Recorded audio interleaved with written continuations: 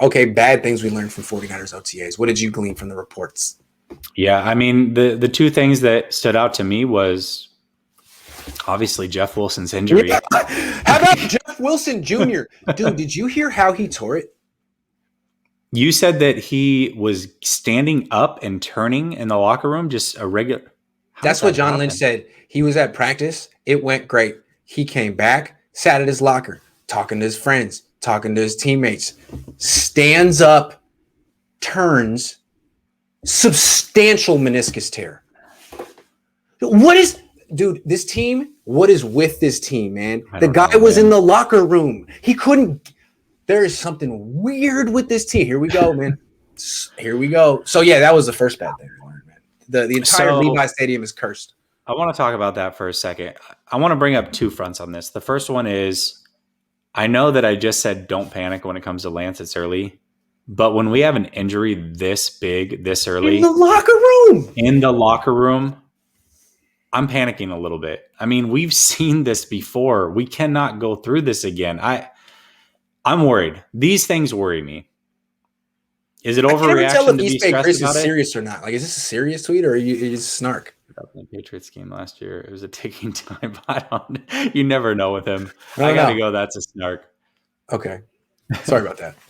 The other thing that I'll point out is this. Unfortunately, I've been through these types of injuries. I've torn my meniscus twice. Ooh. And I actually have, I had it in my left ankle. I currently have it in my right ankle. I've got what's called a talar dome fracture. So what that means is you've got a cartilage in your ankle, very similar to a meniscus would be in your knee. Mm-hmm. And that's worn away on me. So what happens is that leg bone is a lot stronger than the top of your foot bone, and it chips away at it.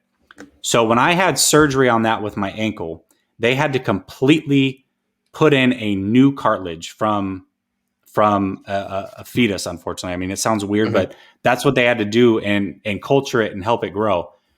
That, by the way, was only a 5-month injury. I was playing basketball after 5 months. So to hear a meniscus injury, which if you have a full repair on a meniscus, as an average Joe, I'm able to go out and play basketball and flag football at 37 years old, okay? And do that in 3 months is what my doctor tells me.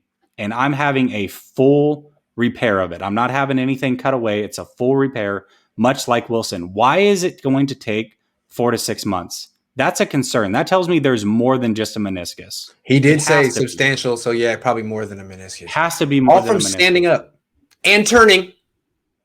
That's crazy. That's absolutely crazy to me. It's hella crazy, man. If this happened in baseball, I'd be like, wait a second. Is this a Madison Bumgarner situation? What's the real story here? I'm sure it's the real story, dude. Yeah. I'm so sorry. That's what sucks about football. Dude, his story is amazing. He played football at what?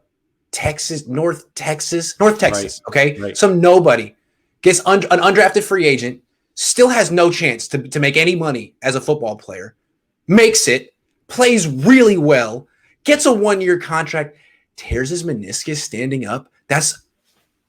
I'm sorry, Jeff. I'm really sorry, dude. It's not there's no way it's a made up story. Like that's too complex. That is actually what happened, and it sucks, man. It really sucks. I thought Wilson was going to lead the team in carries this year. He was my pick to lead the team in carries. I still say they would have won the Super Bowl if he had gotten Tevin Coleman's carries in 2019. Yeah. I still say it. I'm always say Graham, I get worked up when I talk about Jeff Wilson Jr. Graham says, boring question, but do you take notice if the players stretch properly before training? They seem to be lackluster when they stretch. Not really. Imagine if I was standing there being like, 84 is not. You better stretch better, buddy. You didn't stretch. Although, actually, last year, I did. I used to make fun of Jordan Reed because Jordan Reed never did anything at training camp, but he would come out and stretch. So I'd put him in the good section. I was like, just such a good stretcher. He's just elite at stretching. The whole Jordan Reed experience last year was a waste of time, and space, and money. Good question. And it set back Dwelly for a year. I'm still salty about that, man. But anyway, it brought out maybe Jordan Reed was the chip that Dwelly needed to put on his shoulder. Whatever it is, the guy looks fantastic. Yeah, good. I'm glad that he's looking good. I'm maybe a Jimmy fan. What's up, Aaron? But I really do hope Trey fixes these tweaks and becomes great. To be honest, I think Julio could benefit both quarterbacks in different ways. Yeah, I think hot take here. Julio benefits quarterbacks. No, I'm with you. I don't buy it. Like that, but yeah, I don't buy it. You're going to need to give me some evidence behind that one, man. All right. Yeah, I think unfortunately he brings up a good point that Julio benefits both of these quarterbacks. The problem is I don't think both of these quarterbacks benefit Julio. Mm-hmm. Right? Mm-hmm. Jimmy doesn't have a deep ball. And a lot of the rumors surrounding Julio is that he wants out because Matt Ryan's lost a little bit on the deep ball, and he wants somebody that can get him the ball and prove that he can still be elite in the NFL. So Jimmy's not the guy to do that. No. So if he's the starter, I think it's a bad move. Didn't he go out and say he wanted to play with someone like Dante Culpepper, which is the most random. Super random. But Dante Culpepper did play a very specific style of football in like 2004 and was pretty good before he was 300 pounds. Yeah. He was pretty good. Go back and watch the highlights. They're not HD kids, but he was good. Kind of Randall Cunningham-ish plus about a hundo, about deuce and a half. He was making Pro Bowls. He was making Pro Bowls. Slinging it to Randy Moss. Oh, yeah, man. He would just kind of like buy time, and then throw it as far as he could. And it worked. That was our offense. Yep. All right. Dante Culpepper of all players. He said, I was like, I really want a Dante Culpepper. Like, man, that shouldn't be too hard to find, man. I don't know. Well, this was a really fun. Just when you thought it was over, they pull you back in. Grant, they do okay at Levite Stadium. Grab your mic, Grant. Go to the highest point in the stadium. You have the ancestry and banish injuries. I'll do what I can, all right? There's something unholy happening at Levi Stadium. In the locker room, Jeff, I'm so sorry, man. At least it wasn't at your house. You could have done the same injury anywhere. Thank God it was on the Niners facility because they have to pay you. Yes. Yeah. I'm a big pro player on that one, man. Good stuff. Because honestly, if you had done the same injury at home, they would have been like, Jeff, we love you, baby, but we just, sorry, principle thing. There's principalities involved, okay?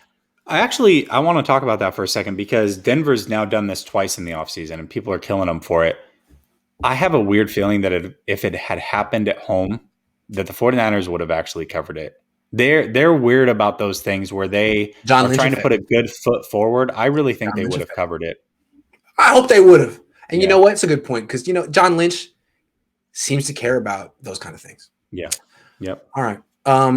That was 8 hours straight of streaming. I'm not sure exactly why I did it, but I think it worked out really well. All these shows were really good.